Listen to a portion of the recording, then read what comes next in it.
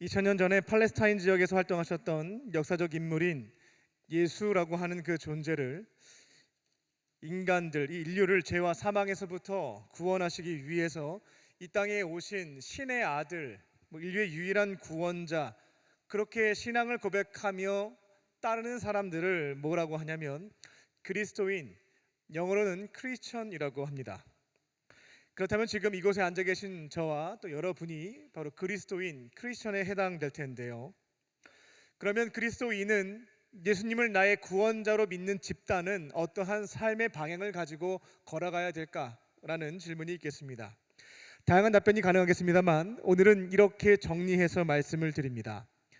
그리스도인이라고 하는 사람들은 예수님이 걸어가신 그 발자취를 뒤따라가는 사람들, 그들이 바로 크리스천, 그리스도인이다라는 것입니다.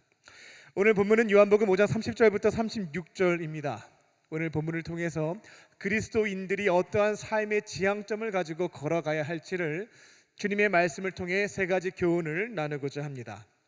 첫 번째로 그리스도인은 하나님의 뜻대로 살아가는 사람들입니다. 하나님의 뜻이 무엇인지를 찾고 분별하고 시행하는 사람들이라는 것입니다. 30절을 보게 되면 예수님이 이런 말씀도 하셨습니다. 나는 스스로 아무것도 할 수 없다. 나는 혼자서 아무것도 못해요 라는 말씀을 하셨습니다. 이것은 무능력, 무력감, 패배감 등을 표현하신 것은 아닙니다. 그러면 도대체 이 말씀의 본뜻은 무엇일까? 원어를 보게 되면 이렇게 해석할 수가 있습니다. 아무리 작은 일이라 할지라도 나는 내 마음대로, 내 생각대로 하지 않습니다. 이렇게 번역할 수가 있습니다. 아무리 작은 일이라 할지라도 내 아버지 하나님의 뜻이 무엇인지, 사람들이 볼 때 말고요, 하나님이 보시기에 아름다운 일이 무엇인지를 찾고 분별하고 그대로 살아가는 것이 예수님의 인생이다 라고 말씀하신 것입니다. 앞으로 예수님이 다시 한번 이 땅에 오시게 되는 것을 재림이라고 말씀을 드렸습니다. 그럼 처음 오신 것은 초림, 처음 초자에 임재할 때 임자입니다. 예수님이 초림하셨을 때에는 인간들을 구원하기 위해서 오셨고, 즉 죄인들의 삶의 결과는 지옥에서의 영벌이었죠. 죄사함과 천국에서의 영생을 선물로 주시고자 이 땅에 초림 처음 하셨고요, 재림 다시 한번 오실 것을 약속하셨습니다. 이 제자는 다시 두 번째 제할 때 그 제자입니다. 두 번째 오시게 되는데 그때에는 구원이 아니라 심판을 위해서 오신다라고 가르쳐 주셨습니다. 그런데 오늘 본문을 보게 되면 심판하실 때에도 내 생각대로, 내 마음대로 나는 하지 않아요 라는 것을 말씀하신 겁니다. 30절 중반을 보게 되면 멋진 표현입니다. 듣는 대로 심판한다. 나는 다시금 이 땅에 와서 심판을 할 때에도 내 마음대로 하지 않고 듣는 대로, 하나님 아버지가 나에게 말씀하시는 대로 나는 심판할 뿐이다 라고 하는 것을 말씀하신 대목입니다. 이어지는 부분입니다. 나는 나의 뜻대로 하지 않는다. 나는 내 마음대로 살지 않는다. 나는 나를 보내시니 아버지 하나님이 원하시는 바대로 살아갈 것이다. 그렇기에 나의 심판이라고 하는 것은 내 마음대로 하면 공정성에 대해서 제기할지 모르겠지만 내가 듣는 대로 아버지 하나님이 말씀하신 대로 한 것이기 때문에 이것은 올바른 것이고 정의로운 것이다 라고 설명해 주십니다. 예수님의 공생의 삶은 이렇게 정의 내릴 수 있겠습니다. 아버지 하나님의 뜻을 구했고 하나님의 뜻을 들었고 그대로 행동했다. 이게 바로 우리가 뒤따라가야 할 그리스도인의 삶인 줄로 믿습니다. 우리는 어떻게 살아가는가, 아주 사소한 부분이라 할지라도 하나님의 뜻을 구하고 분별해 보고 그 다음에 나에게 말씀하신 대로 누가 뭐라 할지라도 주님의 뜻이 확실하다라고 한다면 그대로 행동하는 사람들이 그리스도인들에 해당된다라는 것입니다. 요즘은 그 표현들이 많이 사라진 것 같지만 그래도 많이들 의식 속에 있는 것 같습니다. 욜로라는 거죠. 욜로. 한 번뿐인 인생, 너 하고 싶은 대로 살아라 라고 하는 것이 진리처럼 세상에서 선포되어지고 있습니다. 여러분들도 그게 왜 틀렸지? 생각하시는 분들 있을지 모르겠습니다. 그리스도인들은 욜로에 따르지 않습니다. 우리는 한 번뿐인 인생이다라고 하는 것도 동의하지 않죠. 우리는 한 번 살고 죽은 뒤에 부활과 영생이 있다라는 것을 믿는 사람들입니다. 그리고 이 땅에서 100년 동안 잠깐 머무는 동안에 예수님은 33년 머무셨는데 우리도 뭐 그 이상 그 이하 머물 수 있겠죠. 어쨌든 정해진 시간 동안에 그리스도인들은 예수님처럼 내 마음대로 내 생각대로 이 땅에서 살지 않습니다. 나의 아버지 하나님께서 원하시는 것이 무엇인지를 찾고 기다려보고 말씀하신 바가 있다면 그대로 행하는 것이 그리스도인인 줄로 믿습니다. 우리가 교회 문 밖을 나가서 가정에서 일터에서 캠퍼스에서 시간을 보내다 보면 이런 생각이 들 때가 있을 겁니다.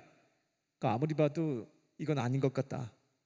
이건 아무리 봐도 이건 아닌 것 같다 라는 생각을 할 때가 있어요.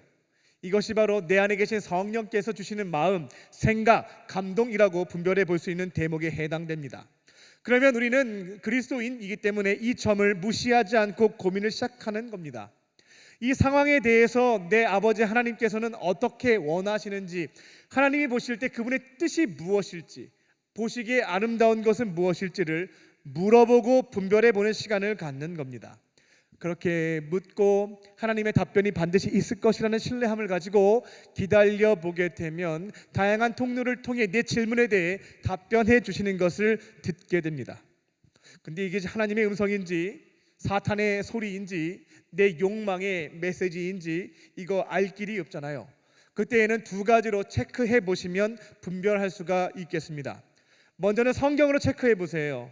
내가 질문을 던졌고 내게 말씀하신 바가 있는데 이게 진짜 하나님의 음성이 맞는지를 확인해 보시려면 하나님의 말씀이 기록되어 있는 성경책을 찾아본다라는 겁니다. 내가 들은 말씀의 근거가 될 수 있는 성경 구절을 찾아보는 거죠. 요즘에는 챗GPT가 참 많이 발전을 해서 챗GPT한테 물어봐도요, 이와 관련된 성경 구절이 있을까 찾아주는 것도 확인해 볼 수가 있겠습니다. 두 번째로 체크해 볼 것은 속해입니다. 내가 아무리 성경의 근거를 찾았다 할지라도 아직도 확신이 서지 않는 겁니다. 그러면 속회에 가서 믿음의 사람들, 말씀에 따라 살아가려고 노력하는 자들과 함께 이야기를 나눠보는 것이죠. 어떤 상황 속에서 성령님이 이건 아닌데 라는 마음을 주셨고, 내가 묻고 질문했을 때에 이와 같은 말씀을 성경의 근거에서 주셨는데 나 이거 그대로 한번 해봐도 되겠냐고 확신이 서지 않으면 믿음의 사람들과 대화를 나눠보는 것입니다. 그러면 그들도 기도하는 사람들이고 그 안에 성령께서 함께 하시기에 하나님의 음성이 맞았다라고 한다면 나에게 주신 감동이 그들에게 주어지는 겁니다. 그래서 그 얘기를 듣는 사람들이 어떻게 얘기하냐면, 아이고 얘기를 들어보는데 나에게도 동일한 감동이 있다고, 정말 하나님 보실 때 그건 아니다라고 판단하시는 게 맞는 것 같다고, 그 말씀 근거에서 한번 실천해보고 그렇게 역사하심을 기다려보자고 믿음의 사람들이 동일한 얘기를 하는 것입니다. 그러면 뒤도 돌아볼 것이 없습니다. 하나님이 나에게 말씀하신 것이 분명해졌으니까요, 내가 듣는 대로 행하는 것입니다. 이게 바로 그리스도인이다라는 것입니다. 오늘 보면 30절에서 예수님은 아무것도 스스로 결정하지 않는다라고 말씀하셨죠. 난 내 마음대로 내 생각대로 살지 않아요 가르쳐 주셨습니다. 듣는 대로 행하는 것이 나의 삶이다. 그리고 이것을 하나님이 보실 때 올바르다, 정의롭다라고 여기신다라는 것도 가르쳐 주셨습니다. 우리는 예수님이라고 하는 그 분을, 나를 위해 이 땅에 오시고 나를 구원하시기 위해서 자기 생명을 바치신 예수님을 나의 구원자, 즉 그리스도를 믿고 따르는 그리스도인들입니다. 작은 일이라 할지라도 하나님의 뜻이 무엇인지를 묻고 분별하고 순종하며 걸어가실 줄로 믿습니다. 그렇게 세상 속에서 내가 두 발을 딛고 있는 삶의 현장에서 그리스도인답게 살아가는 저와 여러분 되시기를 주님의 이름으로 축원합니다. 두 번째로, 그리스도인은 예수님을 비추는 등불입니다. 나를 환하게 드러내서 사람들에게 인기와 부와 명예를 획득하는 것이 아닙니다. 우리는 예수님을 비추는 등불에 해당됩니다. 과거로 돌아갈 수 있는 타임머신이 있고 그걸 타고 지금 본문의 상황으로 우리가 함께 가봤다라고 가정해 보겠습니다. 지금 수많은 유대인들이 있고 그 앞에서 예수님은 말씀을 하고 계십니다. 근데 유대인들이 수용할 수 없는 도무지 받아들일 수 없는 이상한 말씀을 계속하고 계신 거예요. 죄송합니다만 분위기 파악을 전혀 하지 못하시고 혼자서 사람들을 불편해하고 열받는 소리를 하고 계신다라는 것입니다.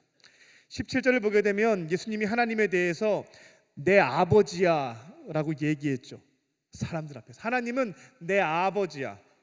이건 뭘 의미하냐면 나는 신의 아들이다, 고로 나는 신이다, 이거를 말씀하고 계신 겁니다.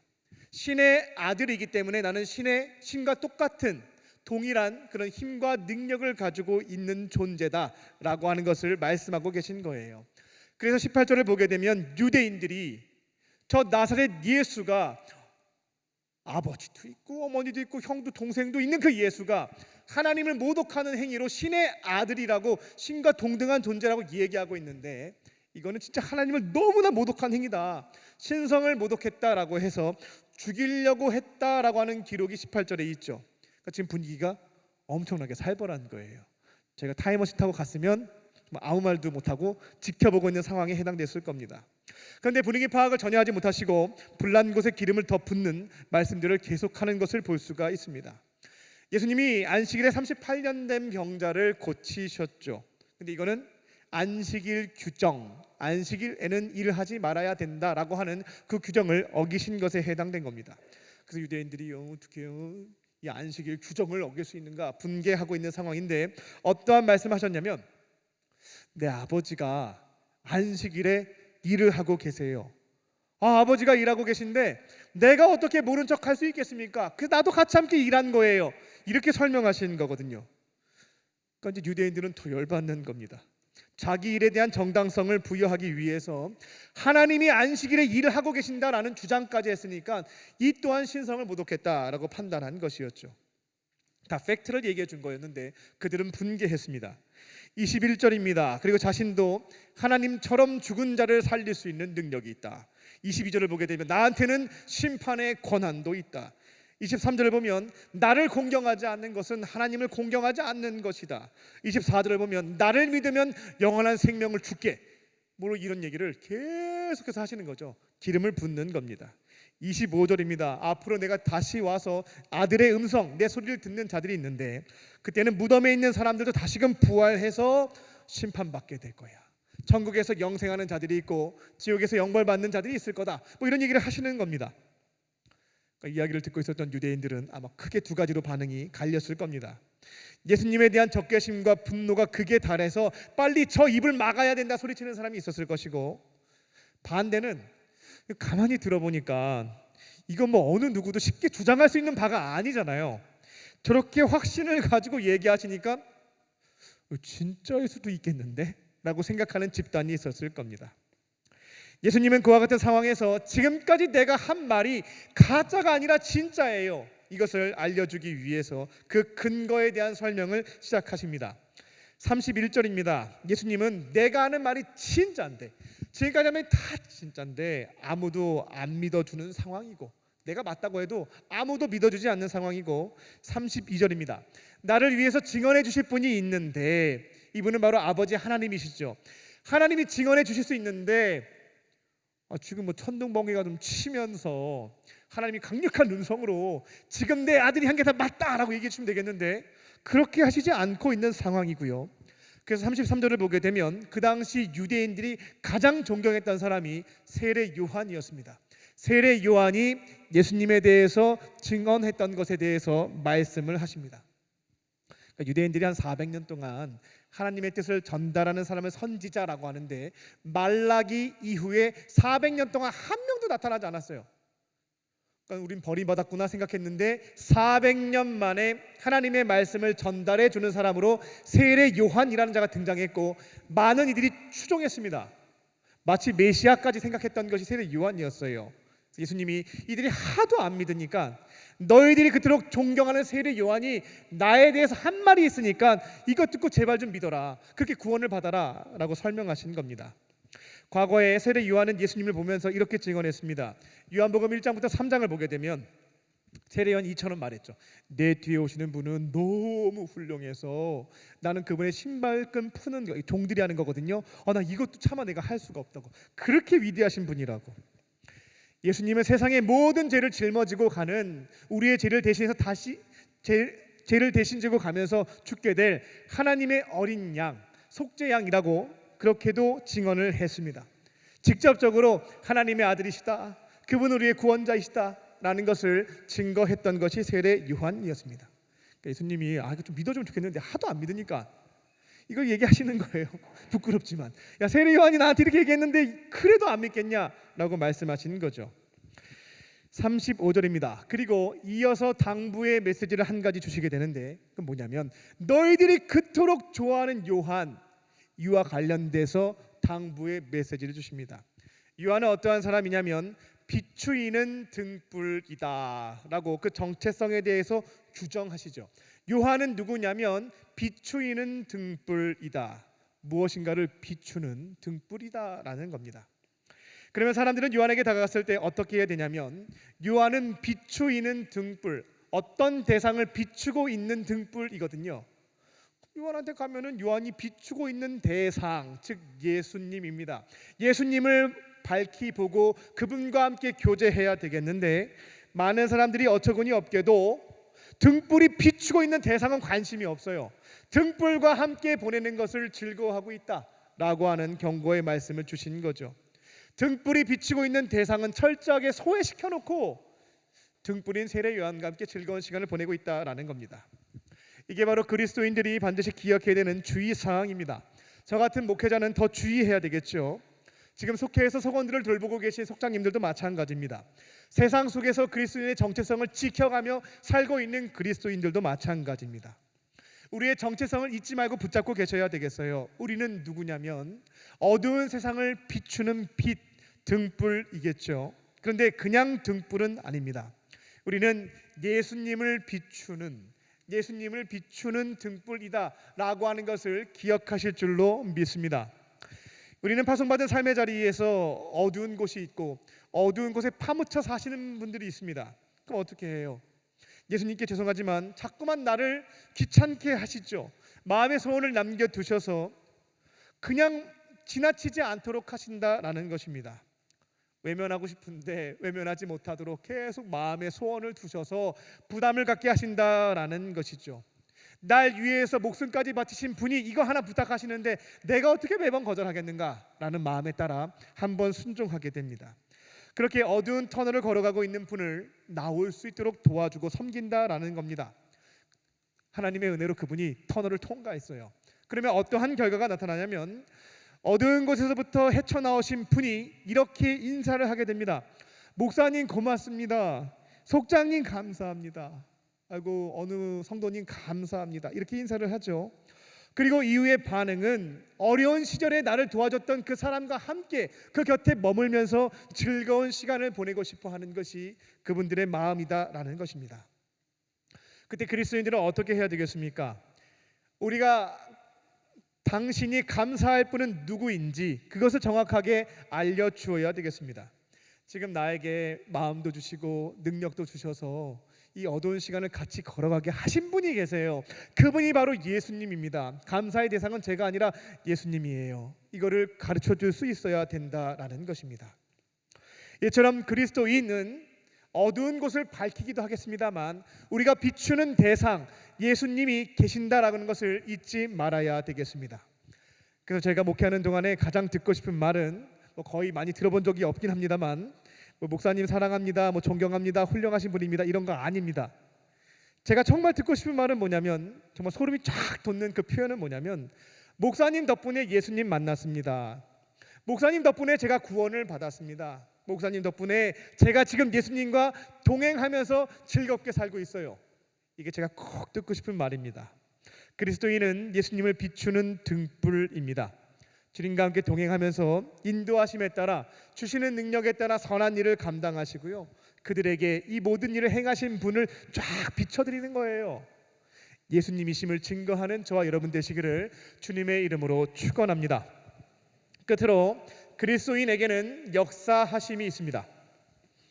역사하심, 하나님의 일하심이 있다라는 것입니다. 36절입니다. 이렇게까지 설명을 했는데도 그곳에 있는 유대인들은 예수님의 말씀을 도무지 수용하려고 하지 않았습니다. 38년간 병든 자를 기적처럼 고쳐주셨고, 사람을 죽이고 살릴 수 있는 생명에 대한 권한, 천국과 지옥에 대한 심판의 권한, 영원한 생명을 줄 수 있는 영생의 권한, 모든 걸 다 알려주셨습니다. 그리고 그 당시 가장 존경받았던 세례 요한이 나에 대해서 이게 맞다고 진짜라고 얘기까지 해줬어요. 그거 제발 좀 믿으세요 라고 말씀하셨죠. 근데 아직까지도 동의를 안 하는 눈치였습니다. 그래서 가장 강력한 증거를 그들에게 제안하시게 되는데, 그 내용이 36절에 있습니다. 그게 뭐냐면 역사예요. 역사. 요한의 증언보다 더 확실한 근거가 하나 더 있는데, 그게 뭐냐면 살아계신 하나님이 지금 나에게, 오늘 나에게 역사 일하고 계신다. 이게 가장 강력한 증거다. 내가 신의 아들이자 이 땅을 구원하기 위해서 온 메시아라고 하는 가장 강력한 근거는 하나님의 역사, 일하심이 있다라는 것입니다. 예수님은 지금 어떻게 살고 계십니까? 아무것도 내 생각대로 내 마음대로 하지 않는다고 하셨어요. 함께 하시는 하나님, 그분의 뜻을 구하고 그분이 말씀하시는 대로, 듣는 대로 나는 산다 라고 말씀하셨죠. 이처럼 그분의 뜻에 따라서 살아가는 자들에게 뒤따라오는 것이 있는데, 이게 뭐냐면 하나님의 역사, 일하심이다라는 것입니다. 그게 바로 하나님의 살아있는 아들, 인류를 구원하기 위해서 이 땅에 온 메시아의 가장 강력한 증거가 되는 것이고요. 이곳에 있는 저와 여러분은 그리스도인입니다. 그리스도인은 예수님이 걸어가신 대로 그 발자취를 뒤따라가는 사람들입니다. 우리가 그리스도인으로서 늘상 잘해야 되는 것이 한 가지가 있는데, 그건 뭐냐면 예배 많이 드리고 헌금 많이 하고 봉사활동하고 이런 것도 중요할 수 있겠습니다만, 우리가 늘상 잘해야 되는 한 가지는 뭐냐면 내 안에 계신 예수님과 친하게 지내는 것이다라는 것입니다. 친한 친구와 수시로 대화 나누는 것처럼 정해진 시간 외에도 내 안에 계신 예수님과 성경을 통해서 친하게 지내고, 기도를 통해서 많은 대화를 나누면서 친밀감을 지켜가는 것, 이게 우리가 늘상 잘해야 되는 첫 번째 우선순위에 해당됩니다. 그러면 예수님이 저와 여러분을 가만히 두시지 않습니다. 잘못한 일에 대해서는 이건 아닌데, 이건 아무리 봐도 아닌데 말씀하세요. 그러면 그 뜻에 따라서 분별하고 순종하게 되면 조금씩 나의 이건 아닌데 잘못된 말과 행실과 마음과 생각이 고쳐지는 것들을 경험하게 됩니다. 나의 사고방식과 가치관과 말과 행동들이 조금씩 예수님 닮은 것으로 변화되기 시작한다는 것이죠. 부모도 선생님도 군대 선임도 사람 못 바꿉니다. 배우자도 서로 바꾸려고 하다가 포기하고 삽니다. 자식도 부모님 못 바꿉니다. 그런데 이 어려운 것을 해내실 수 있는 분이 내 안에 계신 예수님이다라는 거죠. 그래서 우리가 예수님과 친밀하게 지내게 되면, 그분이 말씀하신 바대로 능력을 구하고 행하게 되면 역사, 일하심이 우리 가운데 발생한다라는 것입니다. 이제 이게 경험이 되면 오늘 본문에 기록되어 있는 것처럼 예수님과 같이 세상 사람들에게 당당하게 말할 수 있다라는 거예요. 하나님은 지금도 여전히 살아계십니다. 그리고 나를 사랑하십니다. 이게 근거가 되는 게 뭐냐면 나에게 이처럼 역사하셔서 나의 삶을 이처럼 변화시켜 주셨습니다. 내 삶에 일하심이 있습니다. 저는 이처럼 하나님의 은혜 안에 살아가는 그리스도인이어서 행복합니다. 당신도 이처럼 살고 싶지 않으십니까? 이거를 증거할 수가 있는 것입니다. 말씀을 맺겠습니다. 그리스도인은 예수님의 발자취를 따라가는 사람들입니다. 우리는 예수님처럼 사소한 일이 있을 때에도 하나님의 뜻이 무엇인지를 묻고 듣고 행하는 자들인 줄로 믿습니다. 그리스도인은 예수님을 비추는 등불입니다. 역사하심을 경험하며 증거하는 자들입니다. 주님 부르시는 그날까지 예수님의 발자취를 따라가는 저와 여러분 되시기를 주님의 이름으로 축원합니다.